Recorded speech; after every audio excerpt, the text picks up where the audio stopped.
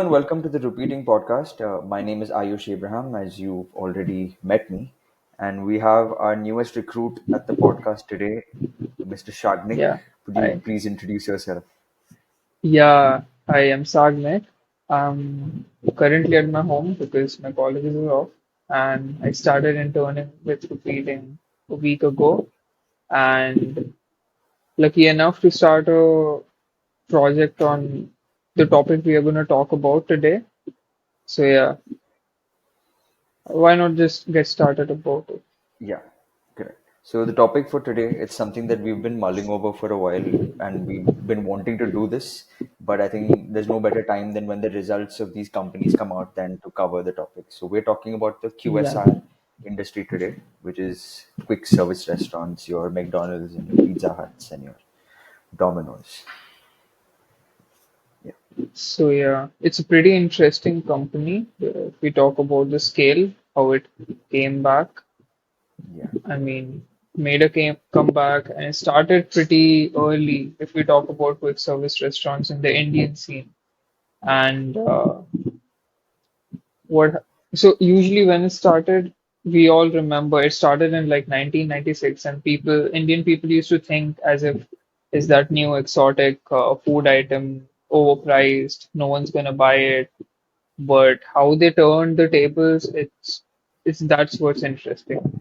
That's very true. And I think since we gave a few names, 1995 is when Domino's came in, and 1996 is when like McDonald's and Burger King and all I think came in. So Domino's was Yes, like a first mover, or like the first international QSR chain to enter the Indian market, and Indian market. boy, have they done a great job at that, at becoming this like a very huge Indian-oriented QSR, even though it's from the US. Exactly. Now it's just the household name in the Indian system about pizzas, and some people don't even understand it's a foreign company. Some people have that idea that it's an Indian pizza joint. That's So true. it's that shows how deeply rooted they are in this country. Absolutely. And I think I'm not sure if we would remember, but I think I mean I faintly remember this. How old were you when you were? It was around 2004. You would have been Yeah, huh. 2 years old, Yeah, two I was too. 2 years old. So at that time, like I had a fairly uh, vivid memory of this ad that had come out at the time, where Paresh Rawal was trying to challenge Domino's by getting their 30-minute delivery or free Yeah, pizza thing. And that movement really swept the entire nation into believing that everyone can order a pizza and it's so accessible and affordable. If Paresh Rawal can do it, then everyone else can do it. And that was quite the messaging that they gave back then. And now, I think at that time, they had less than what 200, maybe 100 stores across the country, and now they have almost exactly. 1900. So a 19 times growth in over a decade or so, 2 decades almost. Oh shit, I'm old. Yeah, but that's very impressive on their part. But Yeah, yeah, like you said, that during that era, it was their, eye-catching ads that made it. Although probably by the time I had seen that ad, I would have never been in a Domino's. Okay. I mean, by that time, it wasn't that widespread as well. But yeah, those correct. ads, they did stick to our brains, like, ads like the Kacha Mango Bite or something like that. It's one of those So yeah, classic ads that everyone remembers. yeah, We can actually play the ad right about now for 10 seconds. Three, two, one, go. तानानानानारी, O pizza आए free तानानानानारी मिला pizza मुफ्त में हो राम जी मिला pizza मुफ्त में हो Ram Sir, Domino's Pizza. After my magic editing skills, let's get back to the actual QSR industry. And I think, Sagnik, you have a few numbers to tell us about what the future looks yeah, like. of course. So QSR industry is pretty huge, and there are many factors because of which it is growing. And after the COVID fall, yeah, a lot of new small joints open up. So But broadly speaking, 2022 में the QSR market in India was valued at around 172 billion and is Wow, projected to grow at around 14, yeah, at around 20% CAGR to around 430 billion in 2027. So, that's quite the rapid growth considering that yes, like it's already pretty dominant to go, like it's now becoming a trend for people to just go and order uh, exactly. fast food and it won't be much of a dent in your pocket. Whereas about, let's say, Right. 5 to 6 years ago, it still would have been. But regardless of Mhm. that, Domino's has always been the affordable player throughout. And I Yeah, think that's owing to the parent company that no one really talks about, and which will be the focus of our podcast today, which is Jubilant Foodworks, a company that has exclusive rights to operate Domino's restaurants in India, in Nepal, Bangladesh, and Sri Lanka. Yeah. So they've so been yeah, around in the game for a while, and I think we were debating before we even wrote this podcast and blog about which among these peers would really be a dominant player, whether it would be Jubilant Foodworks or Westlife or Sapphire Foods or Devyani International, because there are a few, right? There's someone who manages McDonald's, someone who manages Burger King, but still Domino's turned out to be the dominant player. exactly. And other, we talk about Westlife or we talk about Sapphire. They do have that section-wise thing for India, like Northwest and East Yeah, South. They have that thing, but I guess Jubilant doesn't have that. It has the rights to the whole region. So, right. And I think even and in yeah, terms of just volume, uh, right. if Jubilant has, so Jubilant doesn't just do Domino's, even though Domino's is 90% of their stores, 90 to 95% of their stores. They have things like Dunkin' Donuts, which doesn't really do well in India, unfortunately. And now they've Yeah, then recently come there's out with, yeah, Hong's Kitchen as well, I guess that's the yeah. And I Asian think cuisine that's one. one of Jubilant's own brands. So that's not a franchisee. They started Hong's Kitchen. Yeah. Yeah. So But still, if you there's look at Dunkin'. Dunkin' and all, they might take a while, but they won't, of course, grow as much as Domino's. But yeah, No chance. they they can give, there's Mad over Donuts and all that. They can be a close competitor to that. Yeah. Okay, so back to Domino's and Jubilant being its sole driver for the past, what, since 95 to about 2023 now. And in that 20-25 year span, it's accomplished so much. Right. And I think let's talk about its journey, what things have worked for Domino's and why Jubilant did those things. So I think in terms of just overall Jubilant related tactics that they've used, there's about three that we can talk about. One is pricing, one is the menu localization, and then marketing. So would you like to tell us about those three? Yeah, absolutely. So even like it's not like they have been suddenly become affordable in like the recent years. So in like 2009, I remember they launched Pizza Mania. Okay. And if you remember, they started with Choco Lava Cake. Yeah. Oh my God. Yeah. So those things for Indians, they were like one, say, golden products which everyone remember. So they did the Pizza Mania, then they started making many cricket themed menus to attract people. Then they started doing even stuff like pizzas at 50 rupees, pizzas at 100 rupees. So, so the notion from being Domino's being an exotic food brand in 1995, 1996 whole era in the minds of Indian people to actually being affordable, that just made the change. Right. So to strive in Indian markets, they did really understand what the trick is. So that did contribute a lot. So people Yeah. started, like people of all classes started to go to Domino's and they started to consume. So Yeah. that was their extreme amount of affordability. And they did like I can't. They just might have predicted the future, you know, how they started their app back then when no one Oh yeah, else did. yeah, And every other company, be it QSR, be it shopping, every other business is trying to jump on to the digitization spree nowadays. yeah, So these guys are late now, but they just, you know, predicted the internet boom, the geo boom, or everything about India way yeah, back, and they are now yeah. banking and leveraging on that really, really well. Yeah, and So I think that's one of the major drivers of their growth in the past decade, which is starting the app in about, I think it's launched in 2013.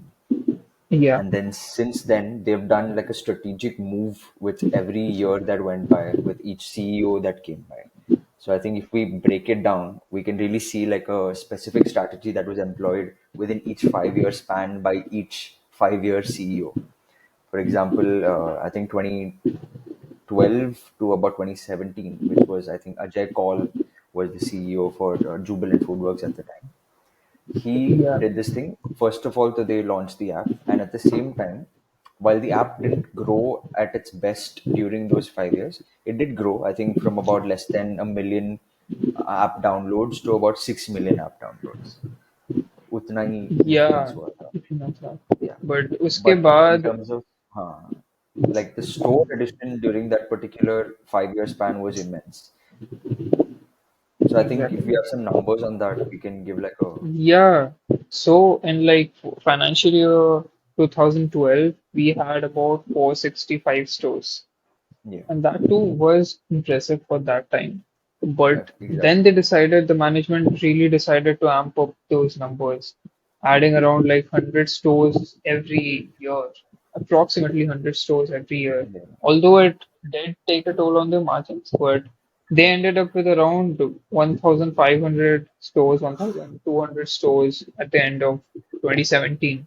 So, So that's about what, 2.5x in those 5 years, which is yes. insane.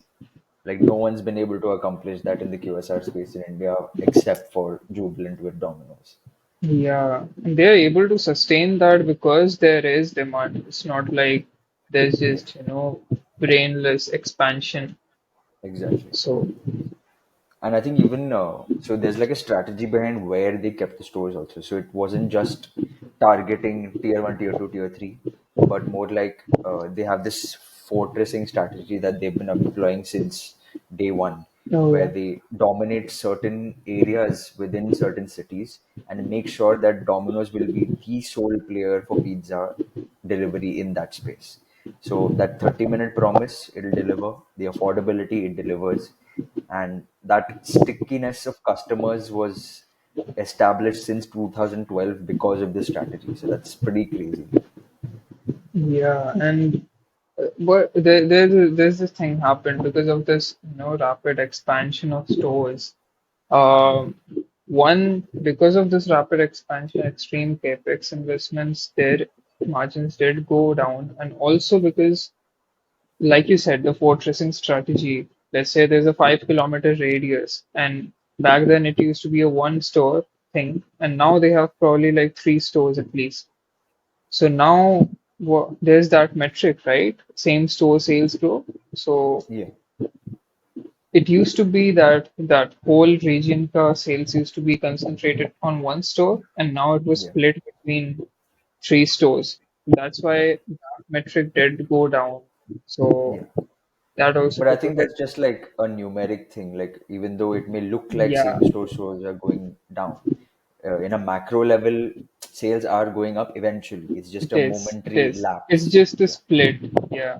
Yeah. In fact, like good you mentioned that, because during that 2012 to 17 span, they recorded the largest revenue growth CAGR, which is about 20% in those 5 years. And that's the largest that they've had since the So entire far. decade. Yeah, so Yeah. far. So clearly, we can see that store addition during a time where demand is rampant and present for the QSR space, the revenue growth will be in line. So as you mentioned, 100 to 200 stores per year, that's about a 20% increase year on year, which led to a 20% revenue CAGR. So it's almost linear in terms of revenue growth. Yeah. And they're not stopping even at the number of stores, you know. Yeah, So yeah, the management said they want to have 3,000 stores in the near term. So yeah, they're going to go like double the size because they're at 1,500, more than 1,500 now. I guess 1,800 or something. yeah. They're at Yeah. 1,800 Domino stores in 2023. So that's Yeah. again good you mentioned that segue, because then we come to the whole digitization thing. Why it did well was between the 17 and 2022 space. So I think, as we mentioned, store addition during that time wasn't great. It was probably around 7 to 8% year on year, which resulted in a 7 to 8% revenue CAGR. So pretty simple on that front. But app Yeah. downloads went from about 6 million to 87 million Yeah. cumulatively, Exactly. yeah, which is a brilliant metric. And by the end of that, from the app, generally they made just about 40% sales from their delivery thing altogether. But then their entire delivery fleet became just concentrated on the app. So that many people started using the app just because of how good the app was, all the offers that the app was giving out, the marketing behind the app, and again, as you mentioned, affordability being in the forefront. And yeah, like it's even though 2012 to 2017, the store expansion was exponential. This time it wasn't from 17 to 2022, Right. but that could be made up from the extreme amount of app growth. Yeah. And And I yeah, think the that extreme led amount. to their EBITDA margins Mhm. improving. As you mentioned before, it Yes, there was a little bit of a degrowth there, but this 17 to 22 phase really shot up their profitability to levels that their peers still haven't reached. exactly. I think they, for the number, I think they have EBITDA margins of 25%, something like that in Yeah, so 2022. as of FY22, it was 25%, and its peers like Westlife and Sapphire, restaurant brands of Asia, and Devyani, the max they've hit is about 18, 17, but they have gone to a negative because they weren't even profit making. Yeah, So that's it's quite the like achievement that Domino's accomplished. Domino's, it's like there's a concept called economic moats, right? It's just Yeah, a exactly. like it's a guarded It's fortress. It's quite the like it moat has that made they've. that kind of a system in the restaurant business. It has. That's true. But then the question arises that at around the same time as 2013, when they launched their app, Zomato and Yeah, Swiggy had also started in and around that time frame, like maybe plus yeah, minus one like or 2 years. So, was it a good decision for them to actually create their own app, let it build over a decade, and then finally reap the benefits? Or would it have just been better if Zomato and Swiggy had taken them over and Zomato Swiggy did their deliveries, Zomato Swiggy did everything? What do you think? yeah. I think that what they did was a very, risky but optimistic decision. I mean, Right, it takes a lot. I mean, probably they, expected that much. They did have enough brain power to think so that it'll actually pay off. Otherwise, yeah, no other company would take such a risk because they exactly, they could see that food marketplace apps like Zomato, Swiggy, they have this extensive database. Everyone's ordering from there, and there's a right, sense of reluctance for people to just download another app, another exclusive yeah, app to order. So in right, that case, I feel like they did take a lot of risk, but they hmm, successfully carried it out, unlike others. that's And true, by staying yeah, out, they did, achieve a lot. I mean, in terms of commissions, maybe. yeah, exactly, which is what I was getting to. So, I think Zomato and Swiggy charge right now they charge about 35% of the order value as a commission from these restaurants, and they have their own delivery fleet, so the restaurant barely makes anything. But Domino's not Right. only created its own fleet, but obviously didn't have to pay commissions to itself, so it really saved on that cash at that point where it needed the cash to expand its own business rather than paying someone else. Yeah. The It's foresight like, Pizza Hut and all mm, didn't have. it's the timeline worked as a completely neat timeline. There are no like leakages of funds and anything. Yeah, It just went on exactly, like the perfect projection could be. right. So Yeah, and I yeah, think I'm that but owes a yeah, lot to the management also. Like each CEO that came in and executed the strategies that Domino's wanted to execute, they executed with precision to the T.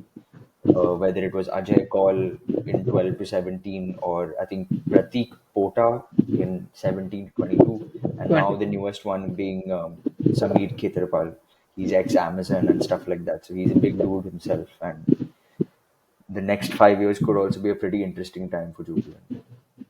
Yeah, with like because of the factors we talked about, how it grew, people because of the growth of the internet, then Yeah, the growth in per capita income, the Valley, it used to be that people below a certain income range won't really spend on fast food of like certain brands, but now they're doing.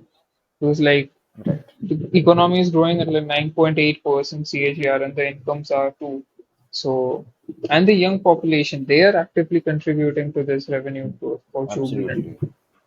Yeah, And that in the following 5 years, it's a known thing that is going to grow. So, exactly. And I think other than just like industry growth, company being largest QSR player in the country, and all of yeah. those, all of that jazz, I think there's two specific factors that might just affect Jubilant's growth in the next 5 years positively. I think one is what you researched a little bit, which was the loyalty program. So could you tell us a little bit about the Yeah. loyalty program? I think it launched in FY23 properly, right? Or Yeah, I FY22. think I think they have that thing, cheesy loyalty program, something like that, and Cheesy they rewards, right? cheesy rewards. Yeah, cheesy rewards. So if you buy like five purchases or five pizzas, you get one on them, Free. right? Something like that. That's pretty So cool. they are focusing a lot on customer retention these days, Right, repeat customers, that metric as well. So right. although their fan base is already pretty loyal, but they're still working on that. Yeah, and I think so. As you mentioned, after every five pizzas, every five purchases you make, the sixth one would be a pizza on them. And customers have come back and said that that promise is being fulfilled. And I Yeah, think in terms of a metric, in the beginning of 2023, they had about two 2 million as part of their loyalty program, which is nothing. But it went up to 13 million over the past 4 quarters. And I think all their entire orders, may say 45% comes from this loyalty program. So loyalty that's people. insane growth in just giving a sixth pizza free. Yeah, usually when such offers come out, the masses don't really care. But Yeah, this time exactly. it has just been It's taking something it different. positively. Yeah, The second factor, and that's also something that you read into a little bit more, was the 20-minute delivery. right. So I Yeah, come so this from the is done. 30-minute delivery era, and now that the newer generations here, they're speeding it up by another 10 minutes. And as we mentioned before, the fortressing strategy, they're going to concentrate their Domino stores to such an extent that even though revenue may get split in, this 20-minute delivery being such a key factor that, oh, you're getting a 100 to 200 rupee pizza which can feed 3 4 people in 20 minutes. I mean, repeat customers are bound to come, and I think that's, as you mentioned earlier also, repeat customer metric is what they're focusing on in the next few years, Exactly. and loyalty program and the 20-minute delivery is really going to do that. Right. They definitely got jealous of Zepto, but yeah, they are doing it really Yeah, well. But now it's currently in correct. like 17 cities or something, the 20-minute delivery thing. The 20-minute But delivery. yeah, they I think will definitely. Bangalore is one of the initial test Yeah, subjects for this thing. right. Interesting. But now that we have covered Domino's very heavily, let's talk about Jubilant and Yes. whether, so the entire podcast point is whether the stock seems like a good thing to look into, since clearly we aren't able to give financial advice and none of what we speak here is financial advice in any way. So we're just going to look into the stock and see what kind of valuations it has traded at and what it can trade at. So I think we've taken the metric of EV by EBITDA, And taking a 1 year forward multiple for the past 10 years, we've seen a trend that I think we've mentioned before, that even though revenue growth is massive during a particular period, and then EBITDA growth is massive during a particular period, regardless of that, the valuations have stayed in and around the same range of about a 28 times EV by EBITDA. So that shows Right. some great resilience, that even in the face of adversity, the market believes in the potential of Domino's or in the potential of Jubilant and is valuing it at that high levels, even if profitability takes a hit, which is not very common. So Jubilant can be taken as that stable, safe option for you to bet on because the downside isn't much. But interestingly, the only time that valuations have actually dropped is when the CEO resigns. And that might just Yeah. be a news element, but it's very visible in Jubilant's case because, let's say, for example, in 2017, when Ajay Kaul resigned, from the average 28 times multiple, it went down to 16 because the stock fell by about 15 to 18% in just that 1 day or 2 days. And then, of Mm-hmm. course, it came back and mean reverted to the 28 times multiple. And then again, when Pratik Kota resigned in 2022 March, the stock went down by another 10% and is still down 10% since Samir Khetrapal's assignment. So clearly, the stock is trading at a little bit of a discount, and that could be a reason for people to think that it is a right time to invest. Maybe Certainly. you could tell us something about. So I think we both did a little bit of evaluation, and of course, it was just for an educational exercise. But we had a few projections in mind for revenue and EBITDA. Do you think you could tell us what those are about?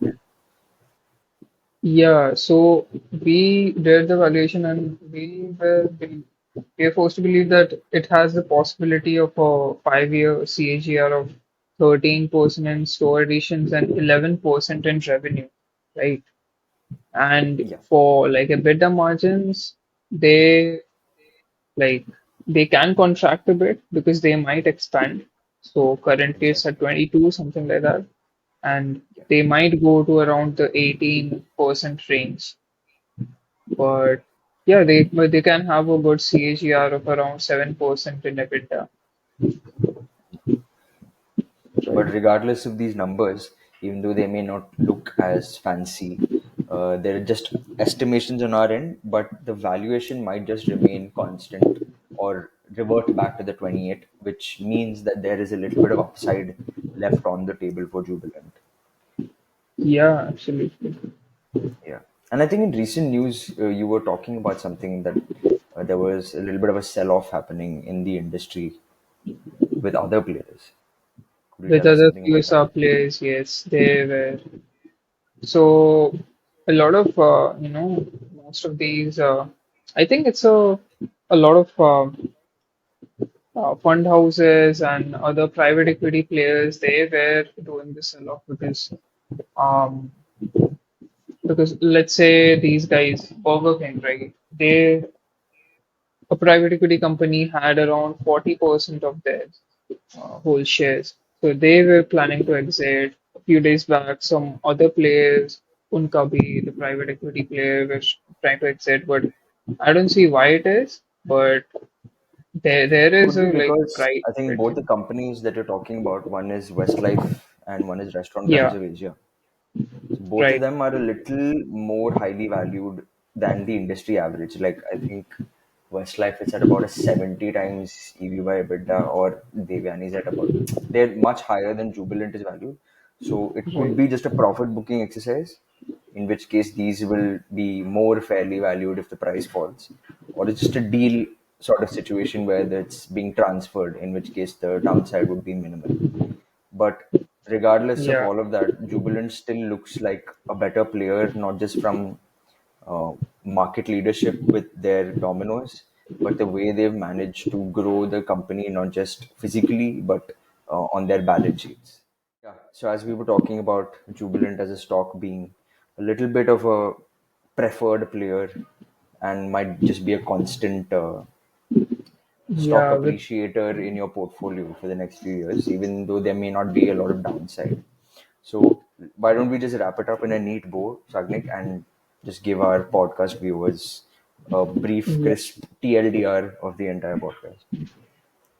So yeah, though I feel like as a stock, it is kind of a fortress in its area. So it has the whole, at least if you talk about Jubilant and not Domino's, Jubilant has the whole rights over the country for Domino's. Yeah, And currently, as how they're growing and how their management managed the whole thing since 2012, it has never been dull. So there's no wrong in saying that they won't, they'll do bad.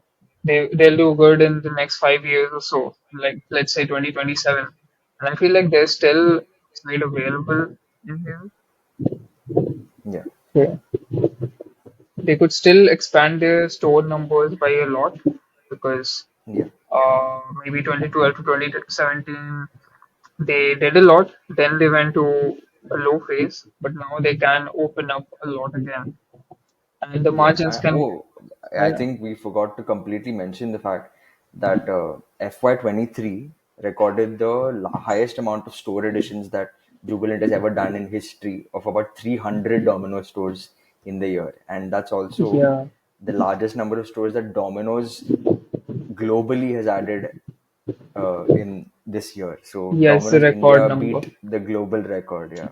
So as you mentioned, that really could be an indication that at least for the next 2 to 3 years, we will see a little larger store addition, which would lead to margin contraction, but it's still a good sign because I'm sure they're doing store addition for a reason. They see, or they have foresight for why the market needs that many stores.